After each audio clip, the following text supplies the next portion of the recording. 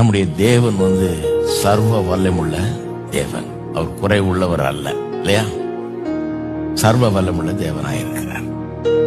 அது மட்டும் இல்ல, அவர் மாறாதவராயிருக்கிறார். டைம்லெஸ் ஒன், அதாவது காலத்தால் மாற்றப்படாதவர். அவர் நேற்று ஒண்ணு சொல்றது இன்னைக்கு ஒண்ணு சொல்றது அப்படிலாம் கிடையாது. அவர் நேற்று இன்றும் மாறாதவரா இருக்கிறார்.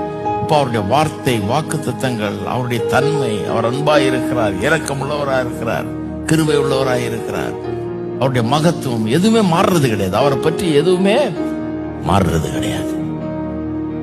அப்ப இந்த கர்த்தர் எவ்வளவு பெரியவர், அவர் எவ்வளவு மாறாதவர், எல்லா காலத்திலும் ஒரே மாதிரி இருக்கிறாரு. சிவந்த சமுத்திரத்தை ரெண்டா பிளந்தாரு, மன்னாவை கொண்டு வந்தாரு, கற்பாறையிலும் தண்ணியை கொடுத்தாரு, ஜனங்களை அற்புதமா விடுவித்தார், நடத்தினார், எல்லாம் பண்ணார். இன்னைக்கும் அதை செய்ய வல்லவராய் அவர் இருக்கிறார்.